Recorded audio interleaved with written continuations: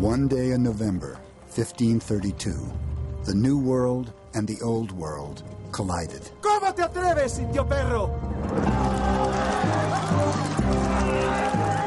168 Spaniards attacked the imperial army of the Incas in the highlands of Peru.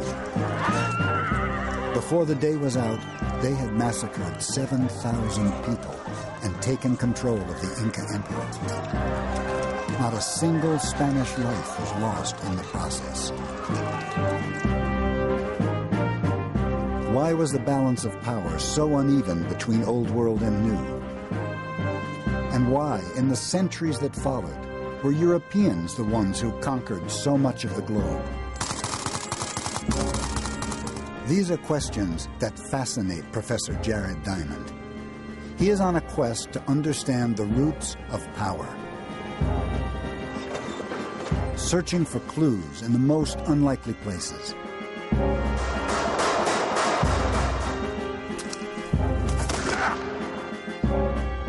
He's developed a highly original theory that what separates the winners from the losers is the land itself, geography.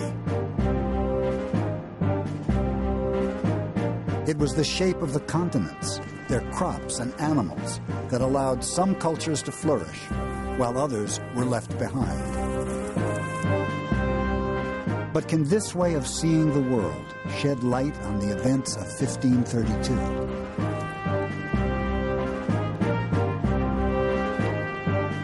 How can geography explain the conquest of the world by guns, germs, and steel?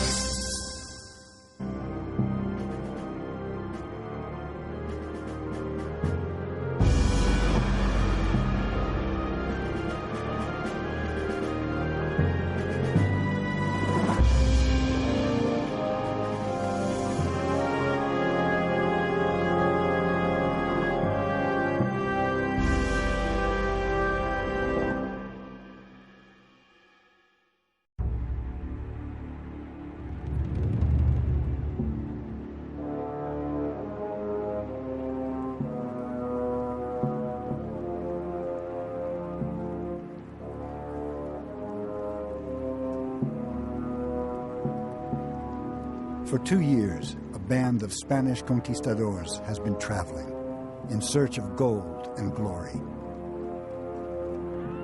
They're not professional soldiers, but mercenaries and adventurers, led by a retired army captain, Francisco Pizarro. He's already made a fortune for himself in the colonies of Central America. Now he's taking his men south into unknown territory. They are the first Europeans to have climbed the Andes and ventured this far into the continent of South America.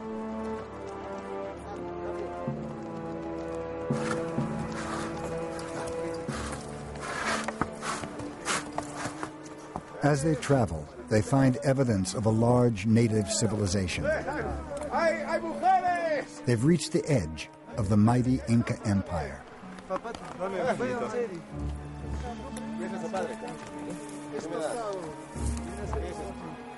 For Indians and Spaniards alike, any encounter is a clash of cultures. These Indians have never seen white men before and have no idea of the threat they represent.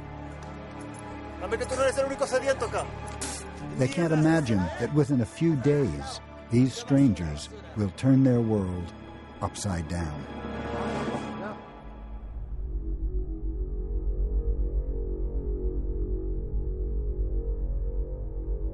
By the 1530s, the Inca Empire was enormous. It stretched along the length of the Andes, from modern-day Ecuador to central Chile, a distance of 2,500 miles. But just 500 miles to the north began the colonies of Central America and the Caribbean, prized possessions of the Spanish Empire. At the time, the Spanish king controlled a third of mainland Europe, but Spain itself had only recently become a unified state. having fought off 700 years of occupation by Islamic Moors.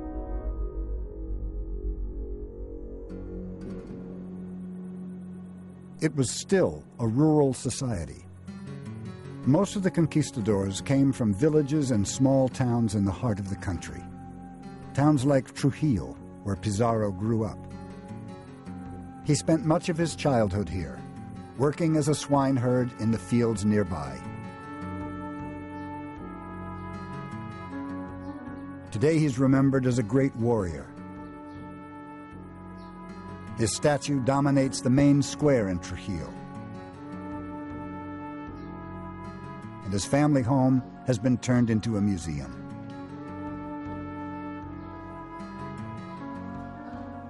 Jared Diamond has come here to explore the world of the conquistadors and understand the secret of their success. This is Francisco Pizarro, a Spaniard who conquered the most powerful state in the New World, the Inca Empire. Why did Pizarro and his men conquer the Incas instead of the other way around? Seems like a simple question. The answer isn't immediately obvious. After all, Pizarro started out as a rather ordinary person, and Trujillo here is a rather ordinary town.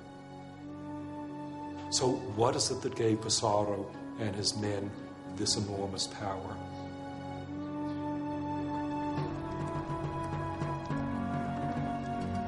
Why am I so interested in Pizarro's conquistadors? Because their story is such a grimly successful example of European conquest. And for 30 years, I've been exploring patterns of conquest.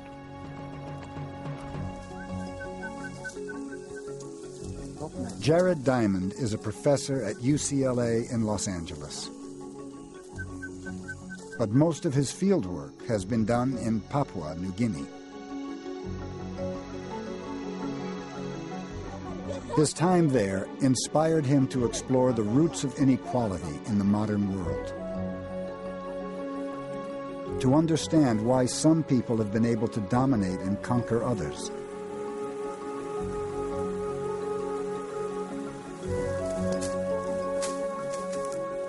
Looking back thousands of years, he argues that farming gave some cultures an enormous head start. And those who were lucky enough to have the most productive crops and animals became the most productive farmers. Agriculture first developed in a part of the Middle East known as the Fertile Crescent. Over time, crops and animals from the Fertile Crescent spread into North Africa and Europe, where they triggered an explosion of civilization.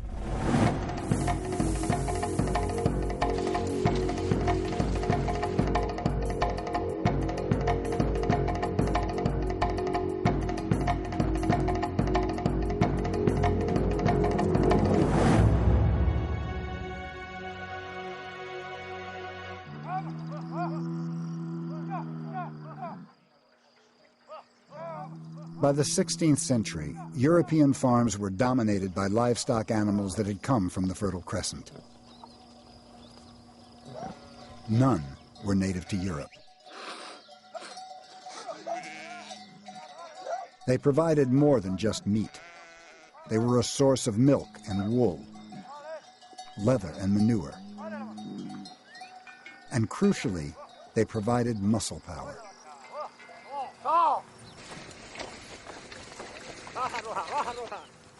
Harnessed to a plow, a horse or an ox could transform the productivity of farmland. European farmers were able to grow more food to feed more people, who could then build bigger and more complex societies.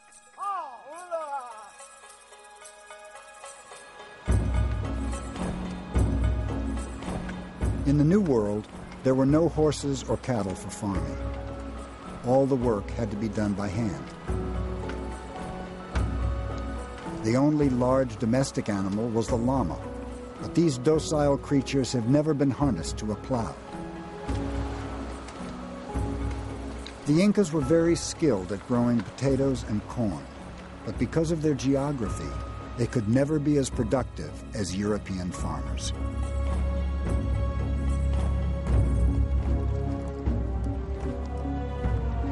Horses gave Europeans another massive advantage. They could be ridden.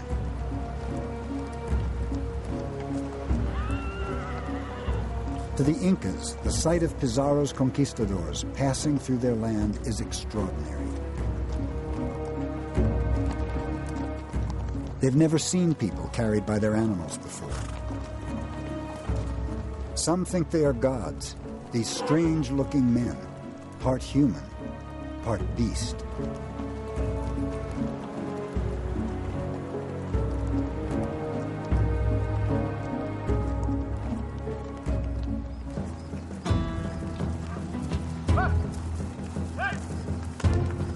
The horses that seemed so exotic to the Incas had already been used in Spain for 4,000 years. In an age before motorized transport, they allowed people to be mobile and control their land.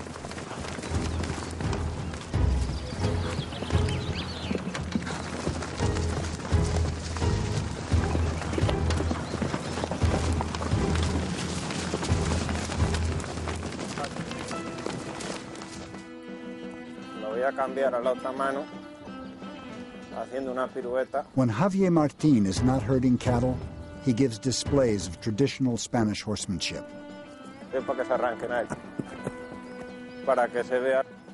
This style of riding is known as jineta. The emphasis is on control and maneuverability, using bent knees to grip the sides of the horse and only one hand on the reins. Very different from the more formal style of medieval knights. By the 16th century, the jineta way of riding had become the dominant style of the Spanish cavalry. This is how the conquistadors would have ridden their horses.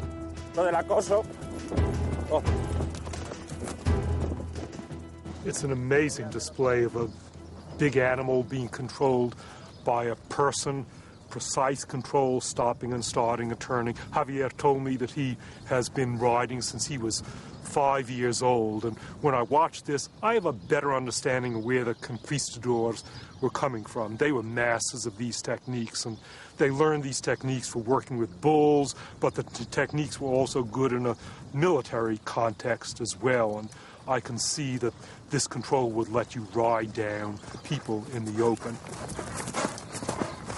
People who had never seen horses before would have been absolutely terrified watching this. It would be strange and frightening, and that's even before one of these animals is rushing towards you, riding you down, about to lance you and kill you. News of the godlike strangers on their four-legged animals is taken by royal messenger to the emperor of the Incas, who's camped in the valley of Cajamarca in northern Peru, guarded by an army of 80,000 men.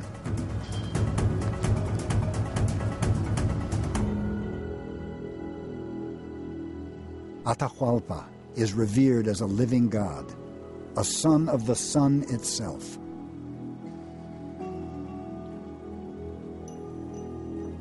He's in Cajamarca on a religious retreat, giving thanks for a series of recent military triumphs.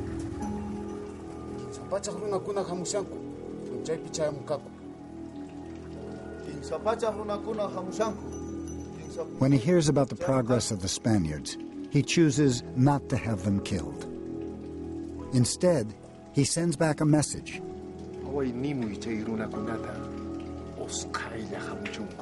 He invites them to join him in Cajamarca as quickly as possible.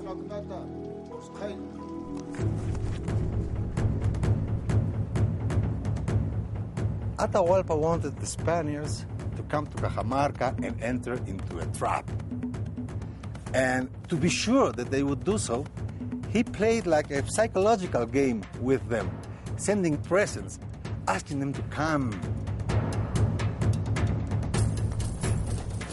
Atahualpa knew that the Spaniards were not gods. The intelligence reports speak of people wearing wool on their faces, like a llama, like an alpaca, that is, like an animal. Then they went from one place to the other wearing on top of their heads a little pot that has never been used for cooking. You need to be crazy to walk with a pot. But you must be beyond salvation if you arrive to a camp and you don't use that pot to cook. Atahualpa had an idea that these were subhumans. What could a few horsemen and 100 and so Spaniards do to the powerful Inca? Virtually nothing. But Atahualpa's spies don't realize that the Spanish are armed with some of the best weapons in the world.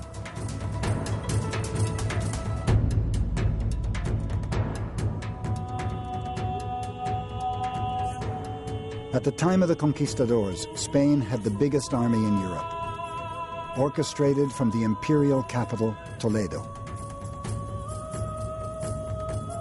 For more than 700 years, the Spaniards had been at war, fighting against the Moors and other European armies. There was an arms race in Europe. To survive, the Spaniards needed to keep up with the latest in weapons technology. Hey!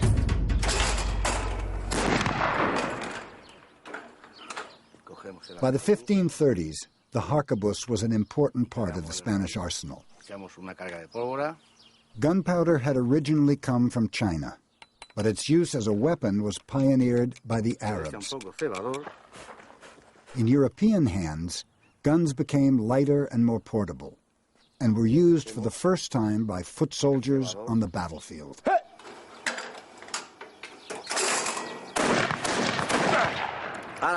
The harquebus was still a crude weapon, but would go on to change the face of warfare. To us, moderns, this gun doesn't seem useful for anything. It's like a joke. Its aim is terrible. It takes a long time to reload, and while the shooter's reloading, and a swordsman would come in and kill him. But the Incas hadn't even gotten this far, and even this gun, with its sound and with the smell and with the smoke and with every now and then a person that it manages to kill, would have been terrifying to someone who had never seen this before. This would have been shock and awe, 1532 style.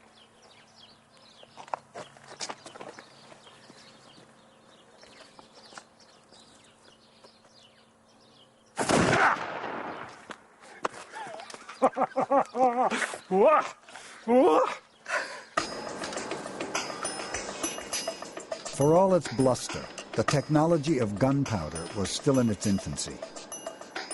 The real power of the conquistadors lay elsewhere, with the production of steel. Toledo had some of the best swordsmiths in the world.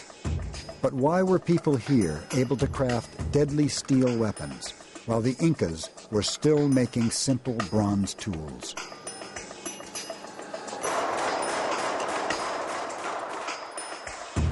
There was nothing innately brilliant about Europeans themselves that allowed them to be the ones to make high-quality swords.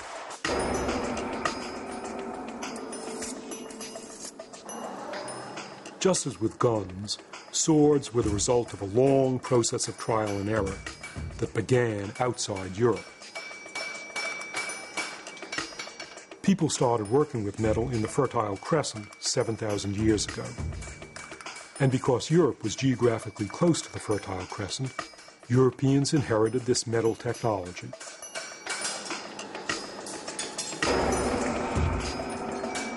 But they took this technology on to a new level. European soldiers demanded stronger, longer, sharper swords. This is what a Toledo sword looks like when it's finished. This particular one is modeled on the sword that Pizarro carried. It's a fearsome weapon. It's used for stabbing, and it's also used for slashing. And I can easily understand how the person wielding the sword could kill dozens of people within a short time. Swords like this, rapiers, represented a high point in a very sophisticated metalworking technology. You think about what the qualities are that are needed in a sword. First of all, it has to be hard enough, the metal has to be hard enough to take a sharp edge. And that requires steel. That is iron infused with carbon. And the more carbon you put into the iron, then the harder the metal is. But if you make it too hard, then it's brittle. And that's no good because as you hit somebody, your sword would break. And so you also need your sword to have a certain pliability, an ability to bend and spring back into shape. And it's got, by heating it to certain temperatures, plunging it into cold water, immense amount of experimentation. It took centuries to get to the level of sophistication where you could get something so long and elegant and fine and deadly as the rapier.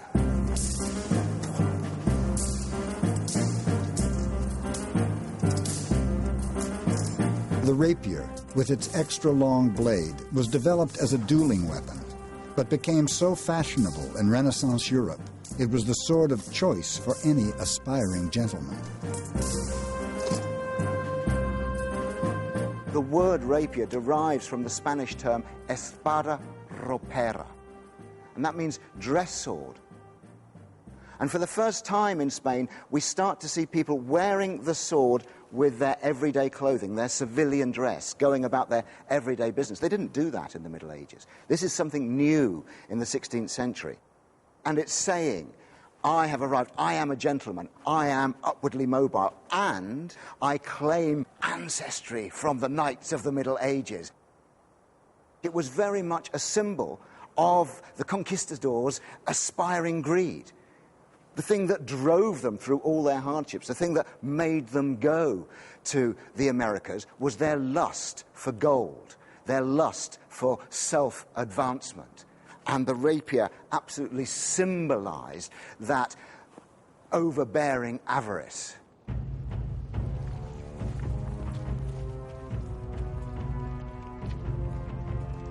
On November 15th, 1532, Pizarro's band of adventurers enters the valley of Cajamarca.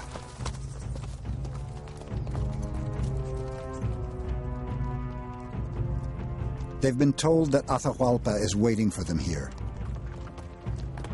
but they're not prepared for the sight that greets them. In the hills beyond the town of Cajamarca is the Imperial Inca army, 80,000 men in full battle order.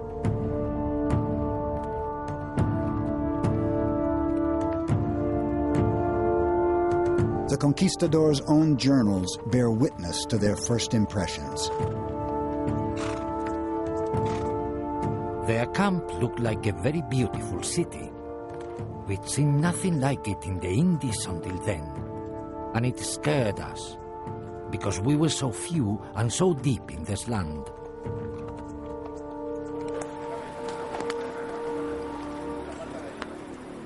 Pizarro sends a party of his best horsemen into the heart of the Inca camp. They are led by Captain de Soto.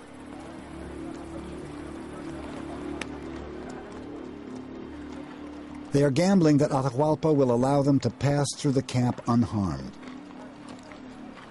and agree to meet them. Soto's visit had a very important psychological purpose: to intimidate the Inca in front of his people, challenging him with the horse.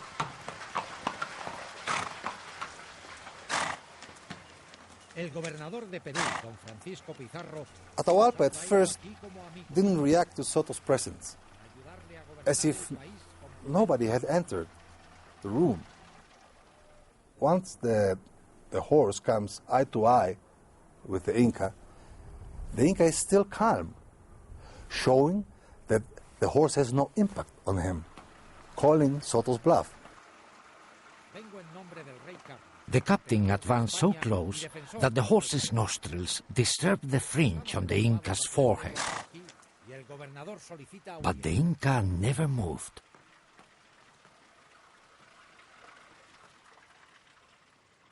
And then, after a brief silence, comes Atahualpa's explosion.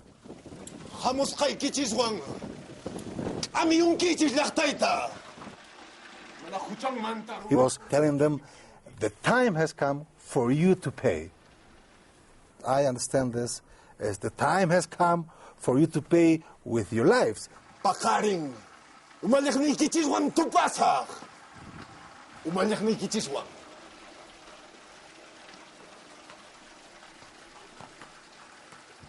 Soto, I understand, was nervous enough to come back with fear to the camp.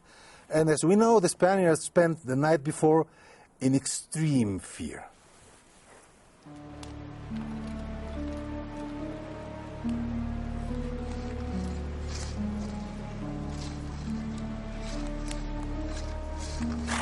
The conquistadors have made their camp in the town of Cajamarca. Many of them are now convinced they are facing oblivion. 168 soldiers, 1,000 miles from any other Spaniard, facing an army of 80,000 Incas. Few of us slept that night. We kept watch in the square, from where we could see the campfires of the Indian army. It was a fearful sight, like a brilliantly star-studded night.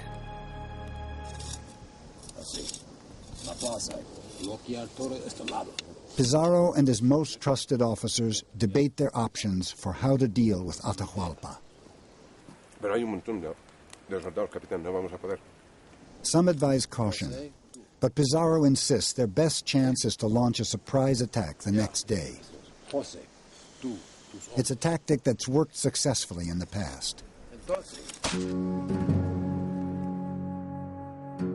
12 years before Pizarro went to Peru, another famous conquistador, Hernán Cortés, had gone to Mexico and encountered another formidable civilization, the Aztecs. He conquered the country by kidnapping the Aztec leader and exploiting the ensuing chaos. Cortés's story was later published and became a bestseller, a handbook for any would-be conquistador.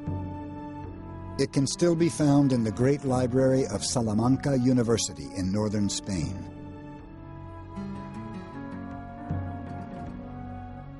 This wonderful library here can be thought of, among other things, as a repository of dirty tricks, because in these books are the accounts of what generals had been doing to other generals for thousands of years in the past and across much of Eurasia.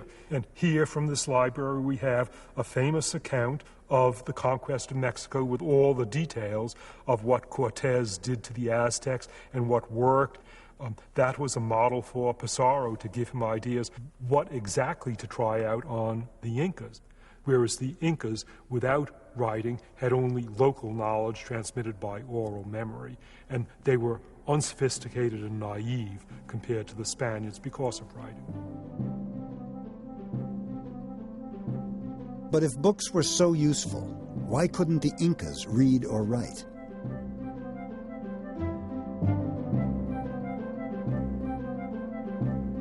To develop a new system of writing independently is an extremely complex process, and has happened very rarely in human history.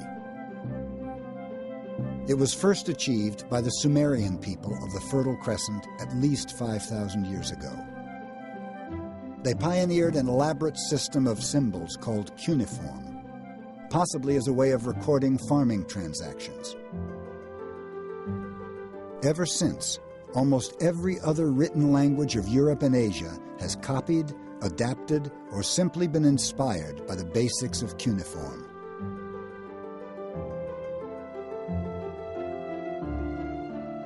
The spread of writing was helped enormously by the invention of paper, ink, and movable type.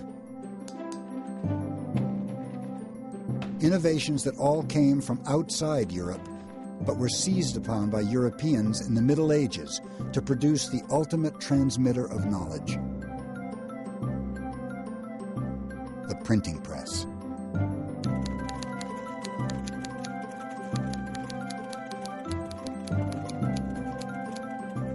The written word could now spread quickly and accurately across Europe and Asia. The modern world would be impossible without the development of writing.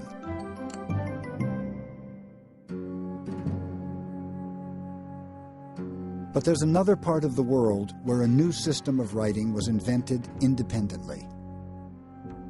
In southern Mexico, at least 2,500 years ago, native people developed a way of working with symbols that evolved into the Mayan script. But if the Maya had writing, why didn't it spread south to the Andes and help the Incas become literate?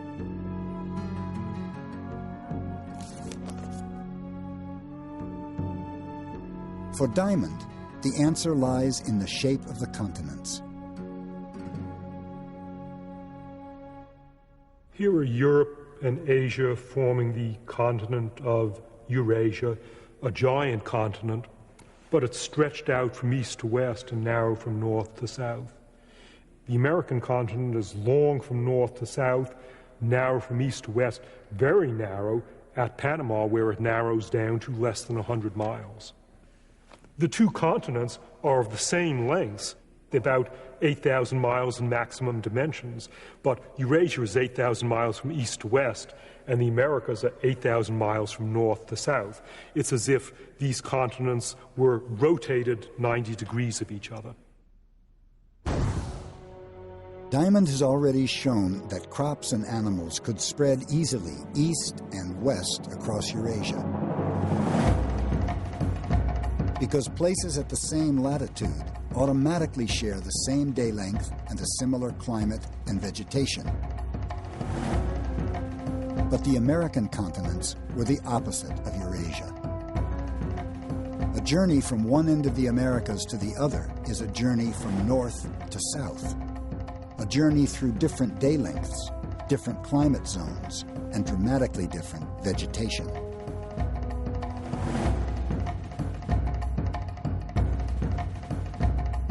These basic differences hindered the spread of crops and animals, as well as people, ideas, and technologies.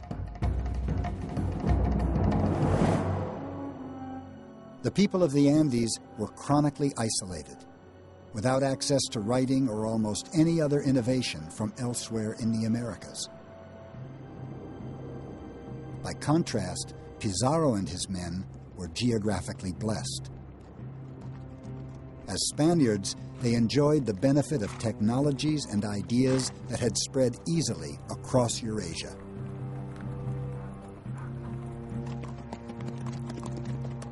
The events of 1532 were clearly influenced by deep causes, over which no individual Spaniard or Inca had any control. The shape of the continents, the distribution of plants and animals, the spread of Eurasian technology. These were facts of geography. And at almost every turn of the drama, geography was tilted in favor of Europeans.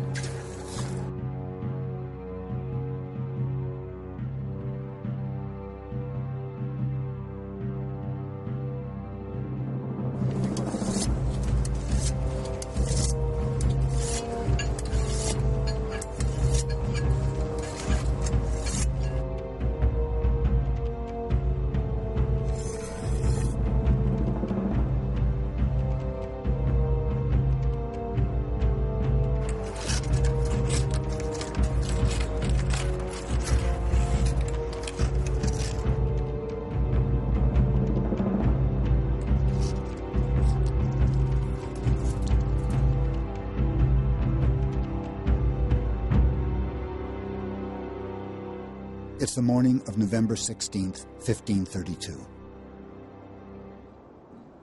Atahualpa has agreed to meet the Spaniards in the town of Cajamarca and sends his entourage ahead of him. But he makes a fateful decision, that his soldiers should not carry weapons. The Indians were musicians and dancers. They were soldiers, but unarmed. Why would Atahualpa unarm his own soldiers? Why? Because he was in a festivity. He was celebrating. He wasn't going to war. He was going for a celebration so that the whole people could see how the alleged gods would run away in fear.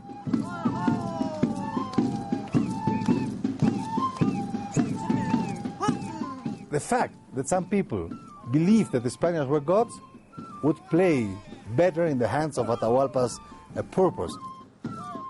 If I know they are not gods and I defeat the gods, then, of course, everybody will be with me. But what if I defeat the gods with no show of force at all? Then I am beyond the gods.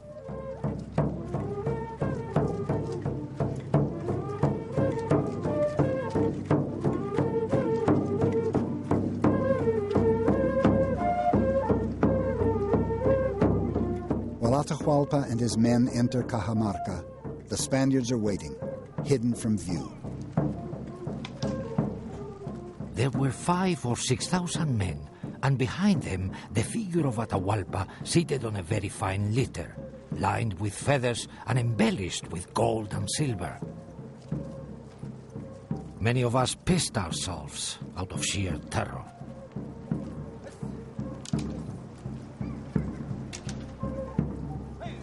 The square is filled with Atahualpa's people, but there's not one Spaniard outside. Atahualpa asks, "Where are these dogs?" One of his right hands answers, "They have run away because they are afraid of the magnificent Inca." Of course, the whole crowd listened to this and believed that this was the case. Me presento ante vosotros en nombre de la cristiandad. Pizarro sends out his priest to confront Atahualpa. Para enseñaros el camino de la verdad. The conquistadors are obliged to try and convert native people before any resort to violence. Pinkanki sunkasapa. Mokakakani intech churingmi. Mokankani intitaitach churing. Manang imaparuanay kichu kay peja. Mi poder procede de mi Señor. Sus palabras están escritas en este libro.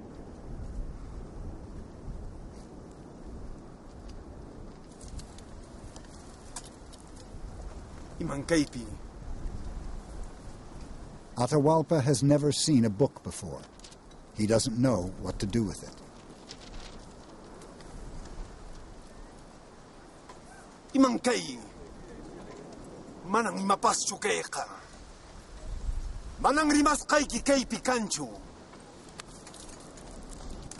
¿Cómo te atreves, indio perro?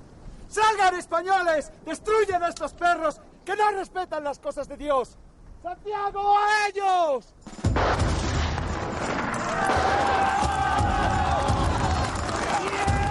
At that moment, with the crowd absolutely unprepared, the horses come. There was massive panic.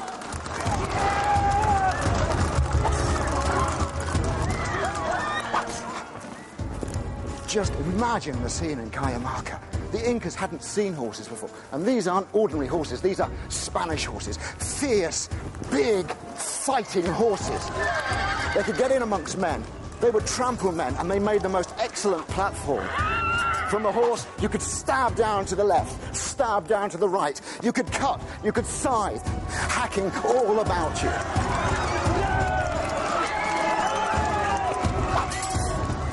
If only the Incas had known that what you had to do against cavalry was stand firm, then they'd have been all right. They had superior numbers, but they didn't know that. They fled, they broke ranks, and then the horsemen could get in amongst them, and they cut them down.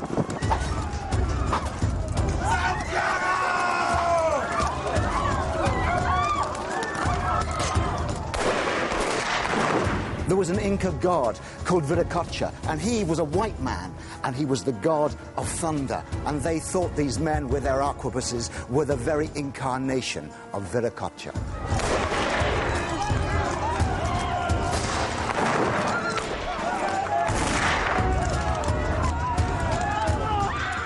The Inca force was in his litter, helped by his carriers. As soon as they were able to do it, the Spaniards went after the litter. And they started killing the carriers. One carrier would fall, and another one would replace him.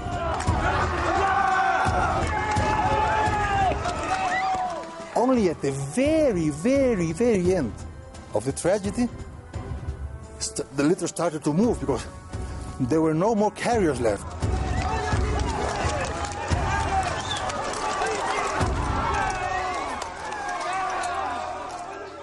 As the litter falls, Pizarro himself captures Atahualpa. His plan has worked to perfection.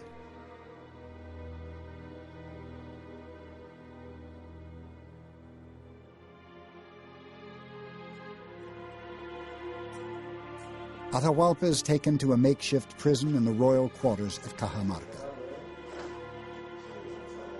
He thought we were going to kill him, but we told him no. Christians only killed in the heat of the battle.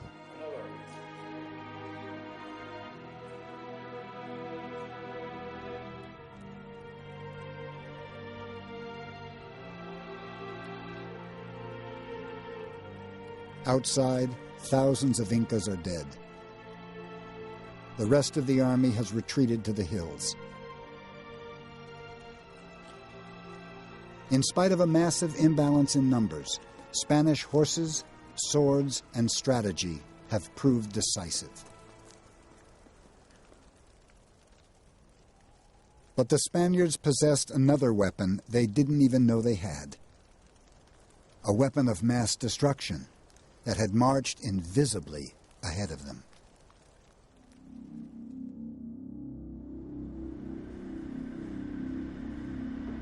Today, the war against infectious disease is waged at biological research centers like Porton Down in southern England. They produce vaccines here against the world's deadliest viruses. In the 16th century, there were no vaccines, and there was no protection from the rampant spread of infectious disease.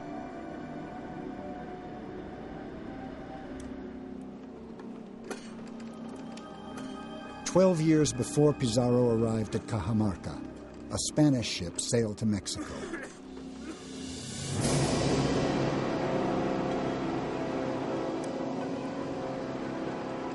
On board, one of the slaves was suffering from the first signs of a fever.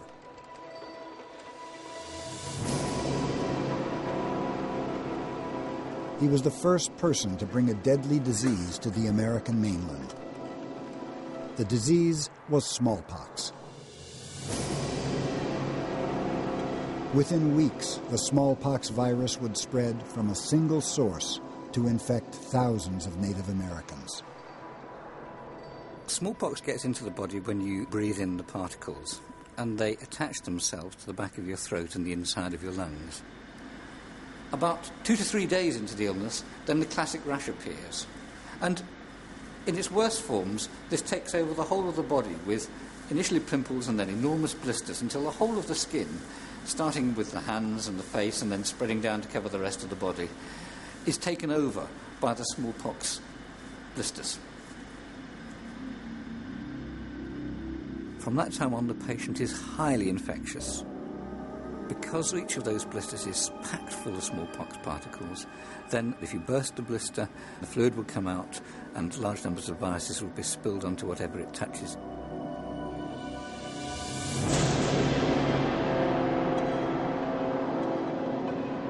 "10 to 12 days later, his friends would begin to be taken ill, and then 10 to 12 days after that, their friends. That kind of rate means the disease spreads exponentially. Its rate of increase gets bigger and bigger and bigger the more people are infected, until eventually it will cause tremendous devastation in the population. The first smallpox epidemic of the New World swept through Central America and reached the Inca Empire. Wherever it went, the virus decimated native populations, making them easier prey for Spanish conquest.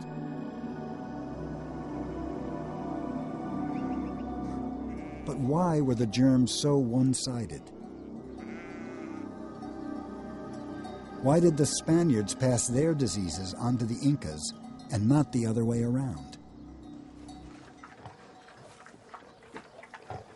This is Pizarro's secret weapon. Pigs and cows, sheep and goats, domestic animals. Remember that Pizarro was a swineherd.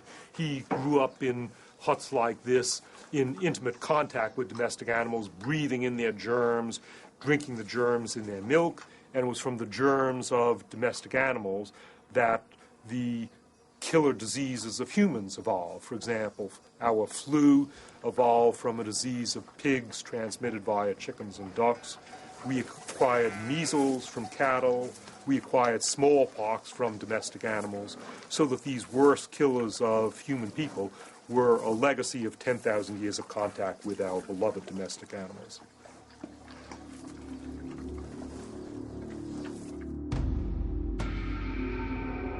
During the Middle Ages, infectious diseases swept through Europe and claimed millions of lives.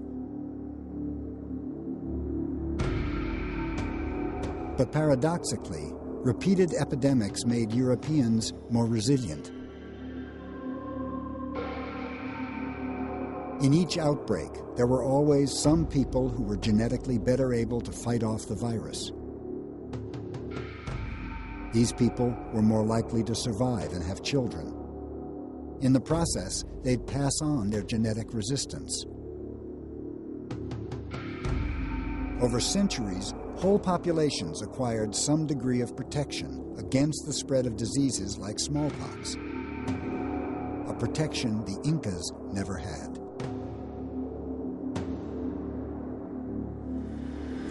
When smallpox was taken to the New World, nobody in the New World had ever seen a disease like this before, so the number of people who were susceptible was much greater. There was no natural immunity, and so therefore the number of people who could both contract the disease and then spread it, and the number of people to receive it once it had been spread, was much higher. More people would die, and more people would be susceptible to catch it in the first place. It would spread rapidly throughout the population, and the death toll would be enormous.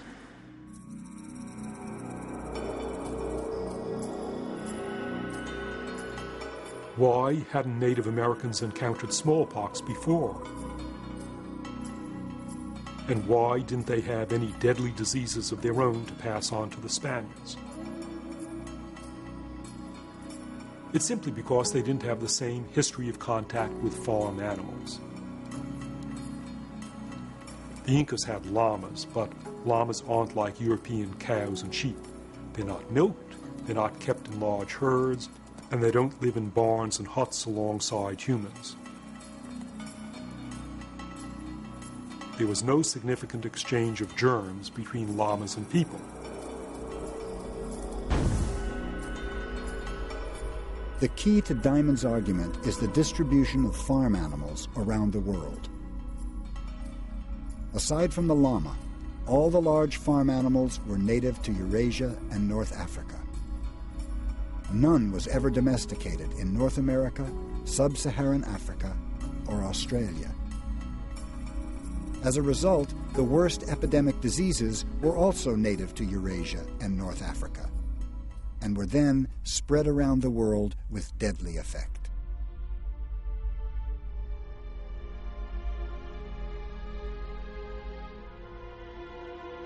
There's been a long debate about the number of indigenous people who died in the Spanish conquest of the New World.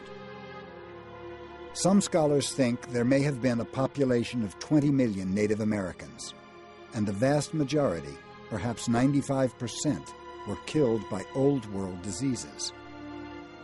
A continent virtually emptied of its people.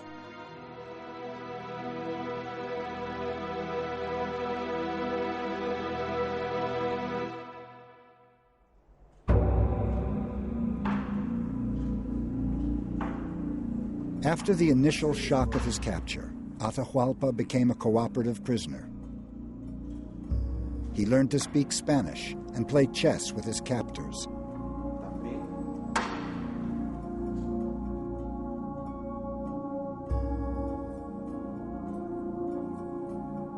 The Spaniards realized he was more useful to them alive than dead. He was allowed to reestablish his court and prison, as long as he ordered his people to accept Spanish rule. He also ordered them to melt down a vast amount of treasure. Pizarro had promised Atahualpa his freedom in return for the gold. It proved to be an empty promise.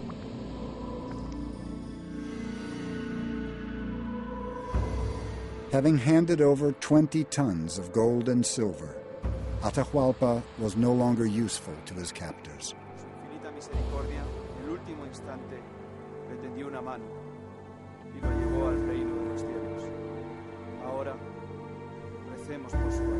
He was garroted to death in the same square where so many of his followers had been slaughtered 8 months earlier.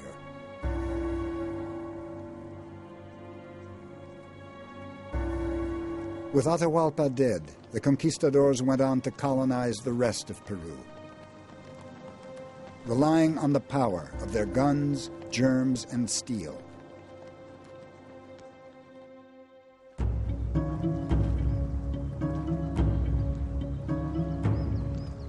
Gold from the Spanish colonies was brought back to Seville in southern Spain.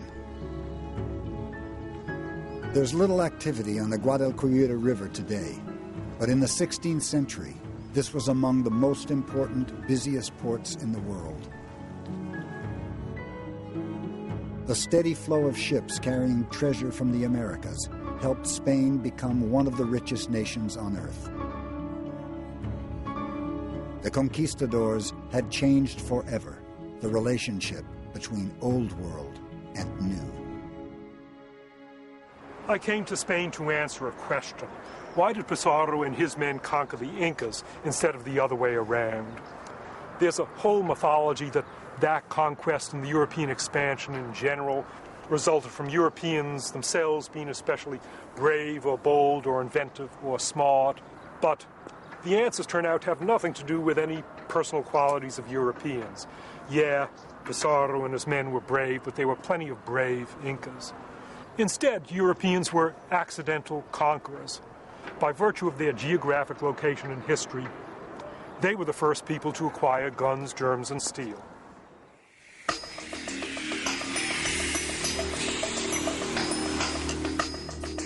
By the end of the 19th century, European powers had ventured beyond the Americas and colonized Africa, Australia, and much of Asia.